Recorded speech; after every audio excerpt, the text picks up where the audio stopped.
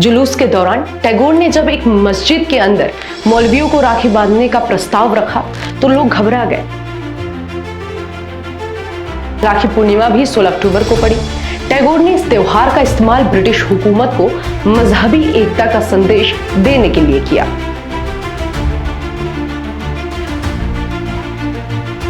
रक्षाबंधन, प्रेम का त्योहार, डोर से बंधते भरोसे का त्योहार। ये त्योहार सिर्फ भाई बहन के रिश्ते का प्रतीक नहीं है, बल्कि आपसी सम्मान, समझ और सहयोग को भी दिखाता है। क्या आपको पता है कि रक्षाबंधन इकलौता ऐसा त्योहार है जिसे ब्रिटिश हुकूमत के खिलाफ इस्तेमाल किया गया था, जिसका शंखनाद किया था भारत के महानतम कवि रविंद्रनाथ टैगोर ने। ये बंधन हिंदुस्तानी है में आज बात इसी शंखनाद की। आदाब, नमस्कार, मैं हूं तेजस्विता उपाध्याय। किस्सा है साल 1905 का। 20वीं सदी के आते आते बंगाल में राष्ट्रवादी आंदोलन अपने चरम पर थे, जो सत्ता में बैठे ब्रिटिश राज के लिए अच्छी खासी चुनौती बन चुके थे।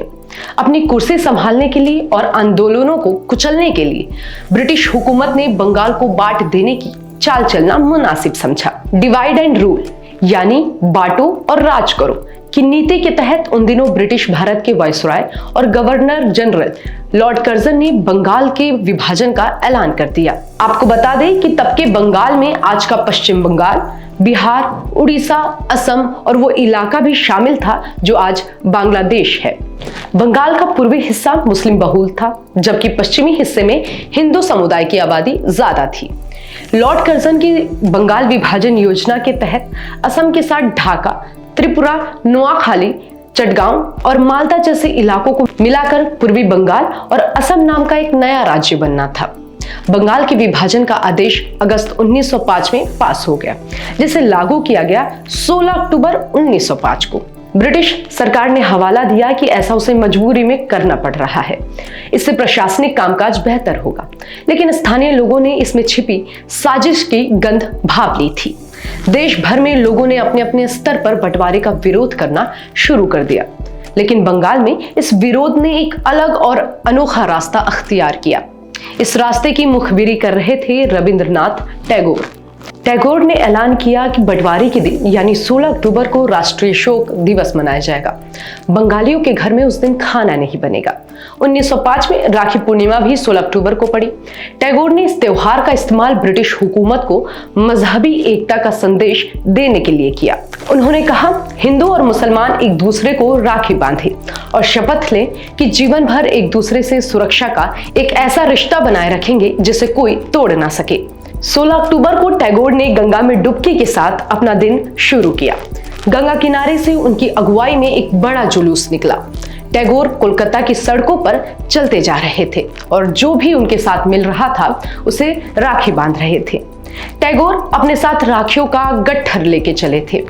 टैगोर जहां जहां से गुजरे, सड़क के दोनों तरफ लोगों का हुजूम उमड़ पड़ा। छतों पर खड़ी महिलाएं जुलूस पर चावल फेंक रही थीं और शंख बजा रही थीं। ये मजहबी एकता का अनोखा दृश्य था।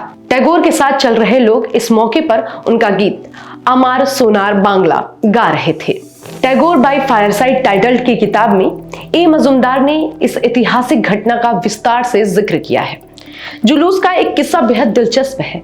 जुलूस के दौरान टैगोर ने जब एक मस्जिद के अंदर मौलवियों को राखी बांधने का प्रस्ताव रखा तो लोग घबरा गए। सबको लगा कि स्थिति बेकाबू न हो जाए, लेकिन मौलवियों ने ऐतराज नहीं किया। उन्होंने अपनी कलाई आगे कर दी और ब्रिटिश राज की फूट डालो और राज करो नीति के आगे प्यार जीत गया। सांप्रदायिक एकता और सद्भाव का ये माहौल इतना परवान चढ़ा कि ब्रिटिश हुकूमत को 1911 में बंगाल विभाजन का फैसला वापस लेना पड़ा। हालांकि 1912 में ये राज्य बटे, लेकिन तब वो भाषाई सीमाओं से बांटे गए, न कि धर्म के आधार पर। रविंद्रनाथ टैगोर के अगुवाई में बांधे गए भाईचारे के सूत्र ने शहर की कौमी एकता को मजबूत कर दिया था। जो है आपके आसपास, आपके शहर का खास, वो दिखाएगा आपको DNN 24, आपका अपना डिजिटल न्यूज नेटवर्क। तो फिर कीजिए लाइक, सब्सक्राइब और फॉलो।